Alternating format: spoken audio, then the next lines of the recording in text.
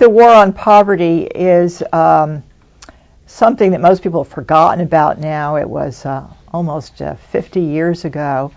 But if you ask whether we made as much progress against poverty as the poverty warriors hoped we would, we didn't. The poverty rate now is as high as it was in the 1970s. It's a little lower than it was in the 60s when the war first began, but we haven't made a lot of progress. I think the reason that we didn't make more progress was, first of all, some of the programs were ineffective. Not all of them, but some of them. Secondly, the war on poverty was fighting an uphill battle against demographic trends such as the growth of single-parent families that led to a lot more children having to grow up poor.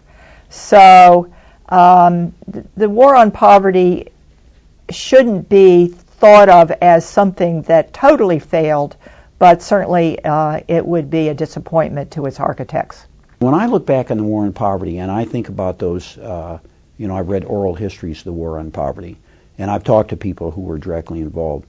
We knew so little about what would really work.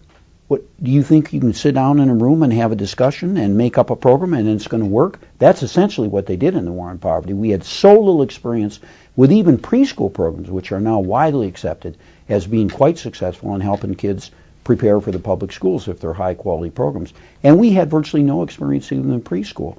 And there are so many other programs that we just simply did not have experience with. So once we started in the war on poverty, and the goal was right, Johnson himself said, a hand up, not a hand out. He always intended it to be something like paternalism, something like individual responsibility, and he himself clearly believed in individual responsibility for people. We did go off the track somewhat, but I think we've gotten back on the track. Now, it's popular to say poverty won, but there are two very good examples where poverty did not win. One of them is easy to assume would work, and that is we gave money away.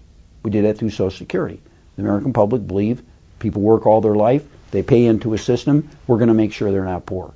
So starting in the 70s, we raised Social Security payments, and as a result, we have extremely low poverty rates among the elderly. We've cut them from, say, in the 30s and mid-30s all the way down to under 10% if you count all the benefits. That's a tremendous achievement. It's good not to have the elderly poor.